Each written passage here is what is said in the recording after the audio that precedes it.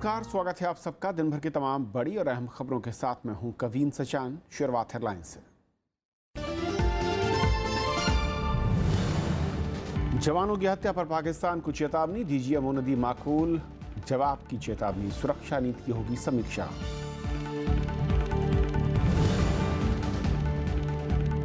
घाटी में शांति के लिए गृहमंत्री से मिले जम्मू कश्मीर के राज्यपाल, अनंतनाग लोकसभा उपचुनाव रद्द, कांग्रेस ने उठाए कश्मीर नीति पर सवाल।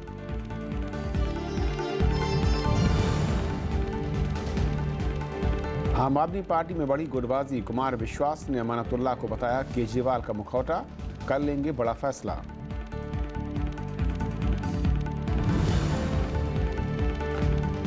आधार को अनिवार्य बनाने से 50,000 करोड़ की बचत, सुप्रीम कोर्ट में केंद्र का जवाब, फर्जी पैन कार्ड पर रोक के लिए जरूरी।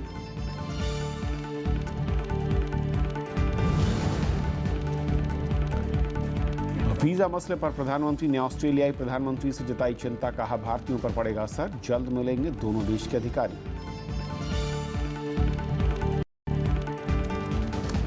और आइए देखते हैं पहली खबर।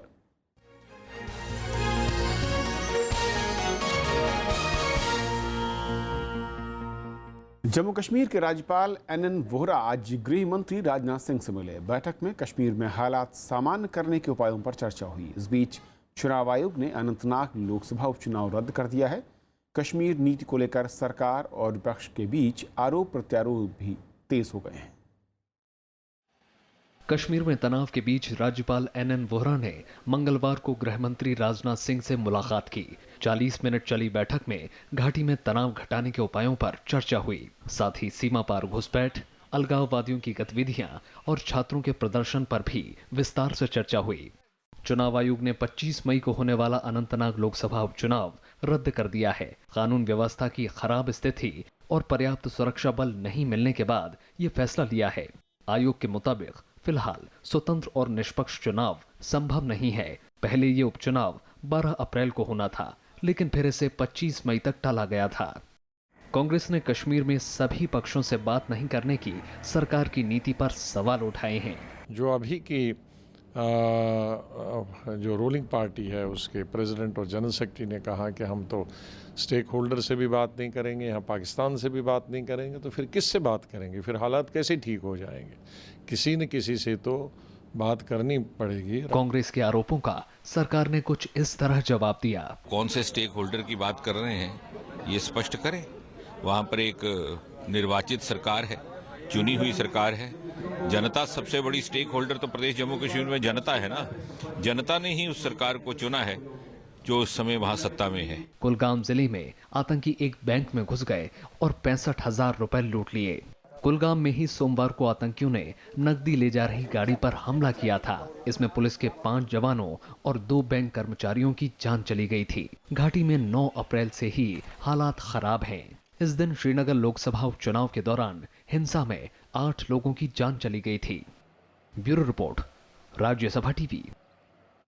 भारत ने पाकिस्तान से 2 जवानों की हत्या और शव के साथ बर्बरता पर कड़ा विरोध जताया है और इस कायरतापूर्ण बर्ताव के लिए पाकिस्तान सेना को जिम्मेदार बताया।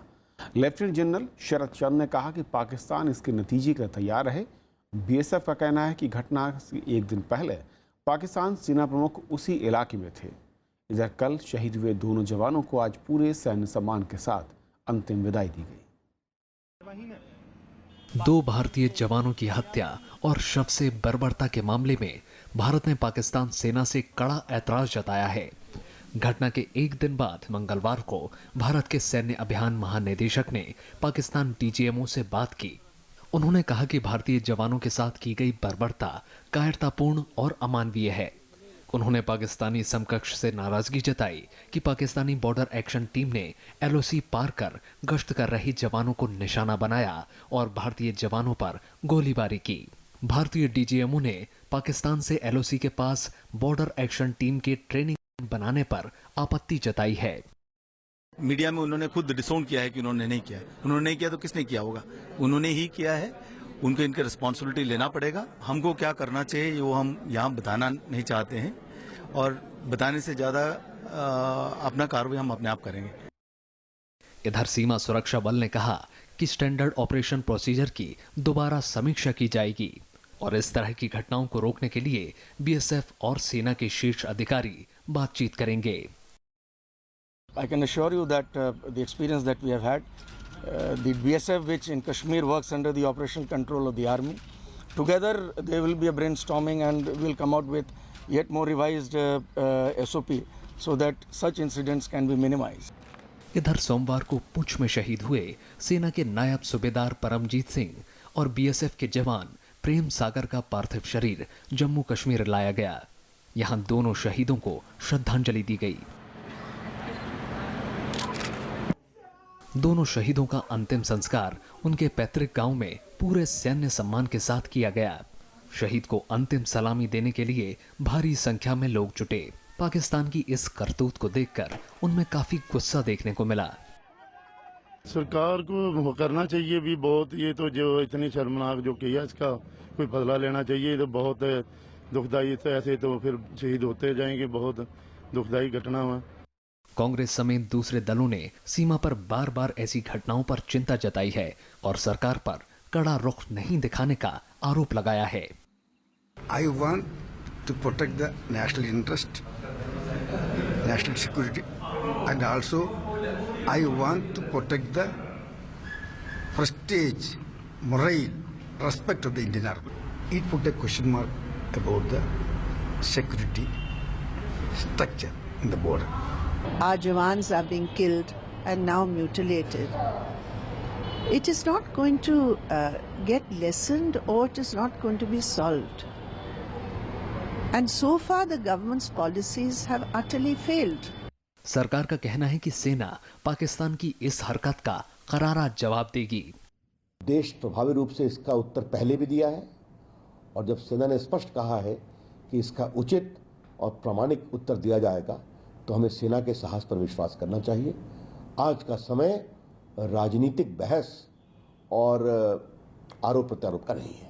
जम्मू कश्मीर के पुंछ जिले में सोमवार को नियंत्रण रेखा के पास पाकिस्तान सेना का एक दल भारतीय सीमा में घुसकर 2 सैनिकों की जान लेकर शव के साथ बर्बरता की थी और पाकिस्तानी सेना ने कृष्णा घाटी क्षेत्र में 2 भारतीय चौकियों पर रॉकेट और मोर्टार से भी फायरिंग की थी। Bureau report, Rajya Sabha TV. और कश्मीर के इन हालात को लेकर और बातचीत करेंगे। हमारे साथ खास मेहमान राणा बनर्जी साहब जुड़ रहे हैं जो कि पूर्व विशेष सचिव कैबिनेट सेक्रेटरीट में थे। राणा साहब, स्वागत है आपका। सर, जिस तरीके के हालात मैं कहूँ, 2 बड़ी बातें हैं, सीमा पर और सीमा के पार जो घटनाएं हो रही हैं और दूसरी सीमा के अंदर यानी कि आंतरिक सुरक्षा को लेकर। सबसे पहले तो इन दोनों ही उसमें क्या ज़्यादा गंभीर है जहाँ पर हमें ज़्यादा फोकस करने की ज़रूरत है?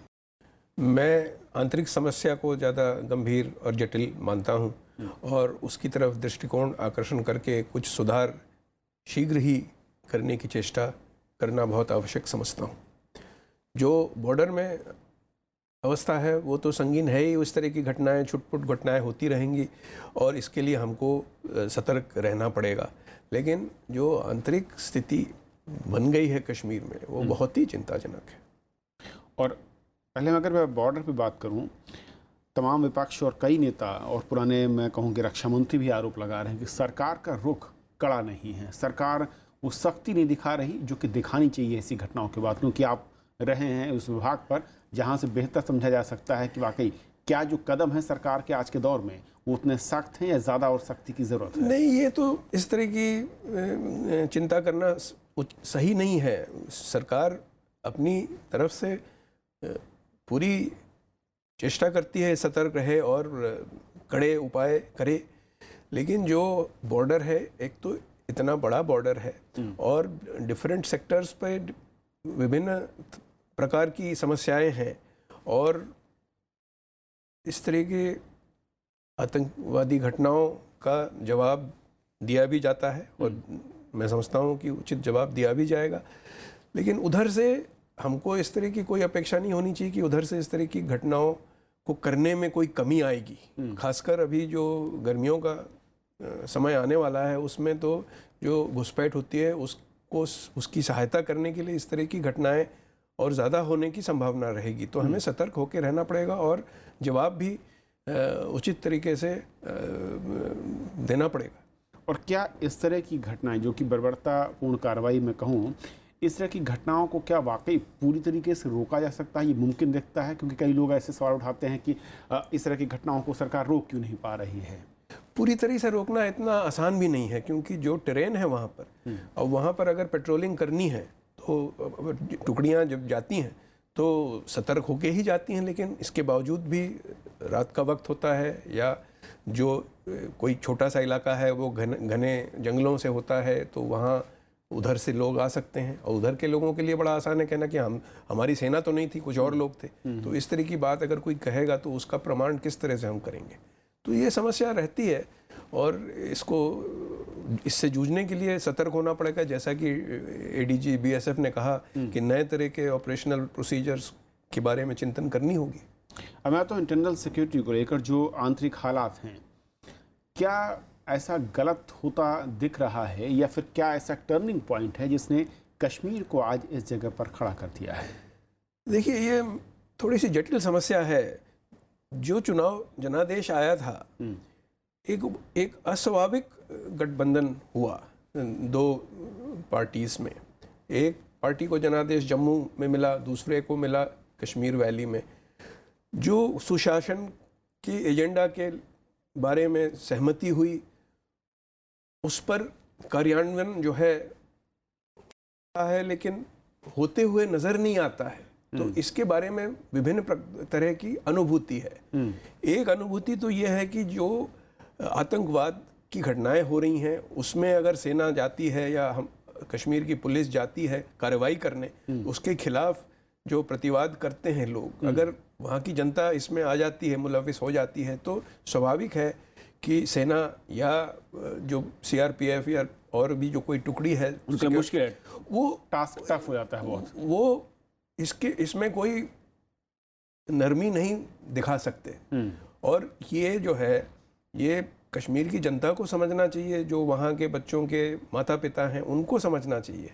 और एक तो इस तरह की अनुभूति है। दूसरी अनुभूति ये है कि वहाँ की जनता बहुत अपने को असहाय महसूस करती है कि ये जो सरकार आई है, ये कुछ हम लोगों की बात सुन नहीं रही है, और जिसको कहते हैं एक बहुसंख्यक घनीकरण का एक इनसिक्योरिटी उनकी तरफ होती है कि हमारे को ये लोग एक तरह का अवहेलना सा कर रहे हैं, अनदेखी हो रही है हमारी जो ग्रीवांस है, हम कोई सुनने वाला नहीं है, कोई बात करने वाला नहीं है। तो उनकी तरफ से भी ये फीलिंग समझता हूँ जायज़ फीलिंग है। तो सवाल ये उठता रहना सब कि रास्ता क्या है हालात को पटरी पर लाने के लिए? कुछ लोग कहते हैं कि जो अटल जी की नीति हुआ करती थी उसकी तरफ बढ़ना चाहिए, या फिर कुछ लोग ये भी कहते हैं कि ज़्यादा सख्ती के साथ सरकार को निपटना चाहिए।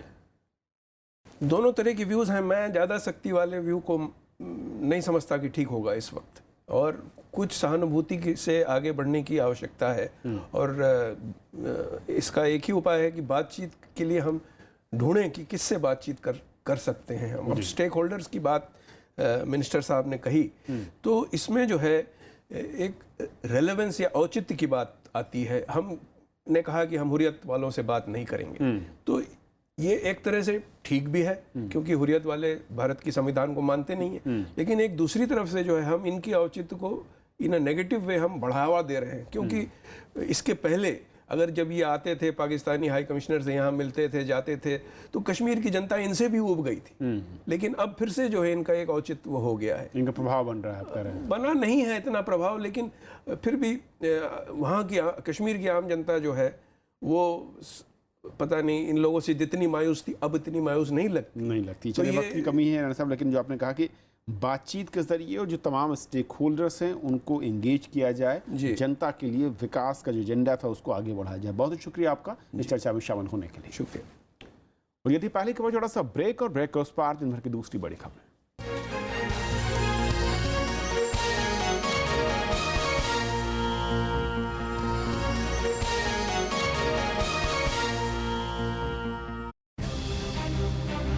भारत पाकिस्तान सीमा पर तनाव, भारतीय जवानों की हत्या कर शवों के साथ बर्बरता, भारतीय डीजीएमओ ने जताई नाराजगी, माकूल जवाब देने की चेतावनी। देखिए देश देशांतर रात 7:30 बजे।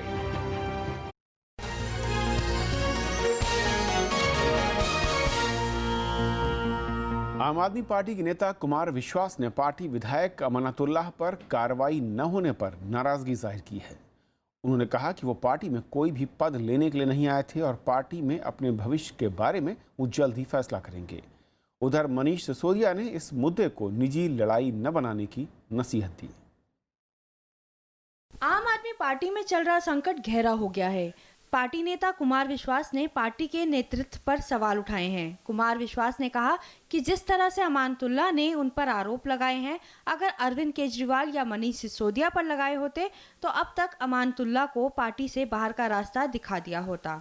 विधायक कह रहे थे जी बिल्कुल निकलना चाहिए, कार्यकर्ता कह रहे थे, पर कल जब उसने दोबारा बोला तब मुझे लगा कि ये रामविलास पासवान जी की पार्टी में से आया हुआ पहली बार का विधायक नहीं बोल रहा, ये सिर्फ मुखौटा है, इसके पीछे से कोई और बोल रहा है। मनीष सिसोदिया ने कुमार विश्वास को सलाह दी है कि वो इस मामले को निजी लड़ाई ना बनाएं। उनसे किसी ने किसी भी बात में माफी मांगने के लिए नहीं कहा है। अब कुमार इसको पर्सनल लड़ाई बना रहे हैं। आम आदमी पार्टी के विधायक अमानतुल्लाह खान ने कुमार विश्वास पर पार्टी तोड़ने के गंभीर आरोप लगाए थे। विवाद बढ़ता देख अमानतुल्लाह खान ने पार्टी की पॉलिटिकल अफेयर्स कमेटी से इस्तीफा दे दिया, लेकिन वो अपनी बात पर अड़े रहे और उन पर कार्रवाई नहीं होने से कुमार विश्वास नाराज हैं। अनु दीवान, राज्यसभा टीवी। बीजेपी अध्यक्ष अमित शाह ने पार्टी कार्यकर्ताओं को विनम्र बने रहने की सीख दी है। उन्होंने आज उत्तर प्रदेश में पार्टी कार्यकारिणी की बैठक में ये बात कही। उन्होंने कार्यकर्ताओं से कहा कि वो जीत के बाद निश्चिंत न हो जाएं और उन सीटों पर काम करें जहां पार्टी कमजोर है। उन्होंने बताया कि उत्तर प्रदेश की सरकार सबके विकास के लिए काम करेगी और कार्यकर्ताओं के बल पर ही पार्टी की 14 राज्यों में सरकार है। भाजपा का कार्यकर्ता गांव को, किसान को, युवा को, बेरोजगार को, महिला को, दलित और पिछड़े को नजर में रखते हुए काम करेगा। उसकी स्थिति को परिवर्तित करने के लिए काम करेगा और इसीलिए हमें ये मैंडेट मिला है। देश के प्रमुख विपक्षी दलों ने एक बार फिर केंद्र सरकार के खिलाफ एकता पर जोर दिया है। दिल्ली के कॉन्स्टिट्यूशनल क्लब में कल हुए सम्मेलन में राष्ट्रपति चुनाव में पक्ष की ओर से एक साझा उम्मीदवार उतारने का सुझाव दिया गया और बीजेपी सरकार की नीतियों की आलोचना की गई। पूर्व सांसद और समाजवादी नेता मधुलिमया की जयंती पर हुए कार्यक्रम में विपक्षी दलों ने केंद्र सरकार की नीतियों को देश के लिए घातक करार दिया। कांग्रेस, वाम दलों, जेडीयू, एनसीपी के नेताओं ने विपक्षी एकजुटता पर जोर दिया और राष्ट्रपति चुनाव में विपक्ष की ओर से साझा उम्मीदवार उतारने का सुझाव भी दिया। जो उन्होंने कहा था, जनता से जो करार किया था, कौन किया था, उसको छोड़कर सब कुछ कर रहे हैं, सब कुछ कर रहे हैं। लव जिहाद, घर वापसी। सबसे पहला टेस्ट होगा कि आने वाले हमारे राष्ट्रपति के चुनाव। आज जरूरी है देश को, जिस तरीके की हालत है, कि एक ऐसा राष्ट्रपति हो जो इस संविधान व्यवस्था और इस ढांचे को बरकरार उसकी रक्षा कर सके। कांग्रेस महासचिव दिग्विजय सिंह ने व्यक्तिवादी राजनीति से बचने की जरूरत बताई और वैचारिक लड़ाई पर जोर दिया। आज दुर्भाग्य से मीडिया में सारी लड़ाई व्यक्तियों की हो गई है, पर्सनैलिटीज की हो गई है। कंपैरिजन जो है आइडियोलॉजी का नहीं हो रहा है, वैचारिक नहीं हो रहा है। कंपैरिजन, तुलना जो है कौन किसमें क्षमता अच्छे भाषण देने की है और किसके सामने एक अच्छा व्यक्तित्व है। मई दिवस के मौके पर आयोजित इस सम्मेलन में कई मजदूर संगठन भी शामिल हुए। इस दौरान देश में किसानों और मजदूरों की बदहाली पर भी चर्चा हुई। पंचानन मिश्रा, राज्यसभा टीवी। ऑस्ट्रेलिया में वीजा नियमों में बदलाव पर प्रधानमंत्री नरेंद्र मोदी ने चिंता जाहिर की। उन्होंने इस मुद्दे पर ऑस्ट्रेलिया के प्रधानमंत्री मैल्कम टर्नबुल से बात कर उन्हें भारतीयों की चिंता से अवगत कराया। ये तय हुआ कि इस मसले पर दोनों देशों के अधिकारी जल्द मुलाकात करेंगे। प्रधानमंत्री ने कहा कि ऑस्ट्रेलिया के नए नियमों से भारत के हितों को चोट पहुंचेगी। दरअसल पिछले दिनों ऑस्ट्रेलिया ने भारतीयों में लोकप्रिय वीज़ा कार्यक्रम को ख़त्म कर दिया था और इसे 457 वीज़ा के नाम से जाना जाता है। ये वीज़ा अधिकतर भारतीय पेशेवरों को मिलता था। इसके अलावा ऑस्ट्रेलिया के नागरिक नियमों में भी बदलाव कर अंग्रेजी के ज्ञान को अनिवार्य बना दिया गया है।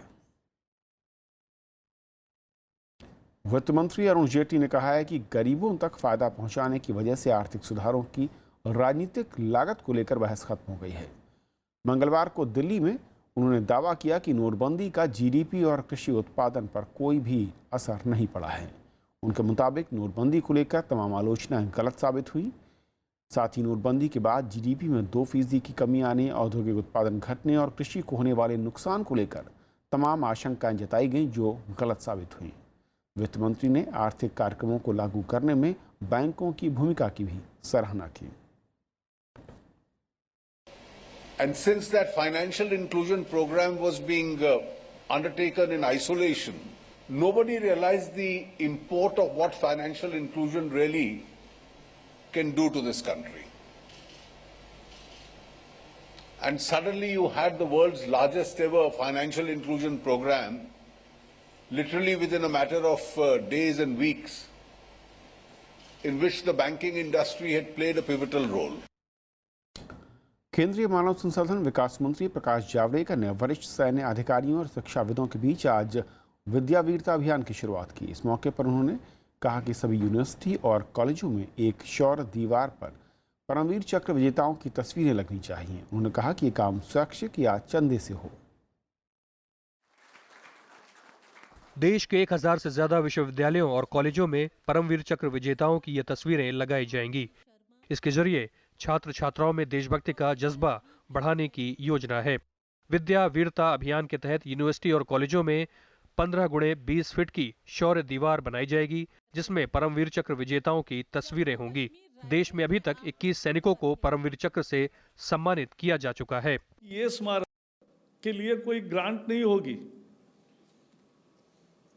ये जो भी दीवार खड़ी करनी है वह उसके आसपास अच्छा और परिसर ठीक करना है, वो स्वयं स्फूर्ति से छात्र और अध्यापक चंदा अपना जमा करके अपने पैसे से बनाएंगे। इस विद्या वीरता कार्यक्रम के दौरान जेएनयू, दिल्ली विश्वविद्यालय और जामिया मिलिया इस्लामिया के वाइस चांसलरों को परमवीर चक्र विजेताओं की तस्वीरें सौंपी गईं। विश्वविद्यालयों ने इसे सरकार का अच्छा कदम बताया है। It is a very good initiative on the part of the government, and I shall follow up this spirit, and we shall try to inculcate the spirit of patriotism among the youth, particularly of my state. Thank you. हालांकि सरकार इस कार्यक्रम के लिए पैसे नहीं देगी। विश्वविद्यालयों से कहा गया कि वो इसे स्वेच्छा से अपने यहाँ चंदा करके बनवाएं। पंचानन मिश्रा, राज्यसभा टीवी। सरकार ने सुप्रीम कोर्ट में आज पैन कार्ड बनवाने के लिए आधार नंबर की अनिवार्यता का बचाव किया। अटॉर्नी जनरल मुकुल रोहतगी ने कहा कि पैन कार्ड के फर्जी होने की आशंका बनी रहती है, जबकि आधार एक सुरक्षित और मजबूत प्रणाली है जिसमें किसी व्यक्ति की पहचान गलत नहीं हो सकती। सरकार ने इसके पक्ष में दलील दी कि आधार से जोड़कर सरकार ने गरीबों और पेंशन योजना के 50,000 करोड़ से ज़्यादा की राशि को लीक होने से बचाया। आधार के जरिए आतंकवाद की फंडिंग और कालेधन पर रोक लगाने में मदद मिली। सुप्रीम कोर्ट पैन कार्ड बनवाने के लिए आधार की अनिवार्यता को चुनौती देने वाली याचिकाओं पर सुनवाई कर रहा है। दिल्ली हाई कोर्ट ने कहा है कि स्कूल छात्रों को कॉपी, बस्ते और यूनिफॉर्म खरीदने के लिए उनसे ज़बरदस्ती नहीं कर सकते। मंगलवार को एक याचिका पर सुनवाई करते हुए हाई कोर्ट ने आदेश दिया कि इस मामले में सीबीएसई अपने सर्कुलर को सख्ती से लागू करे। कोर्ट ने सीबीएसई से संबंधित स्कूलों को इस तरह की व्यावसायिक गतिविधियां तुरंत बंद कराने के लिए कहा है। याचिका में सीबीएसई के 21 फरवरी 2011 के सर्कुलर को पूरी तरह से लागू करने की मांग की गई, जिसमें स्कूल परिसर में तमाम व्यावसायिक गतिविधियां बंद करने का आदेश दिया गया था।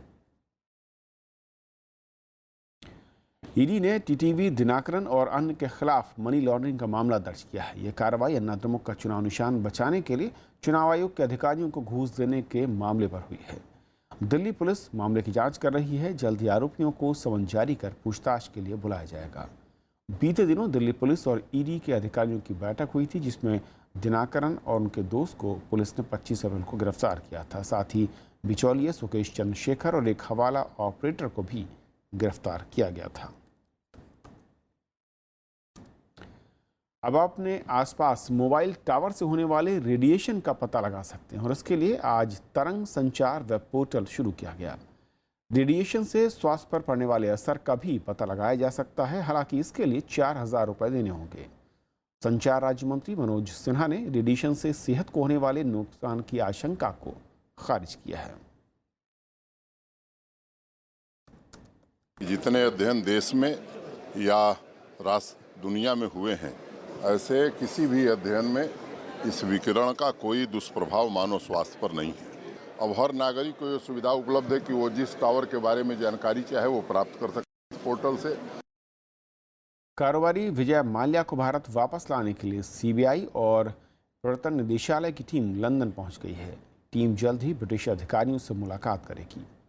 माल्या के प्रत्यर्पण का मामला वहां की अदालत में है और इस मामले में पुलिस उन्हें गिरफ्तार कर कोर्ट के सामने पेश कर चुकी है। माल्या पर बैंकों का 9,000 करोड़ रुपए से अधिक का कर्ज बकाया है।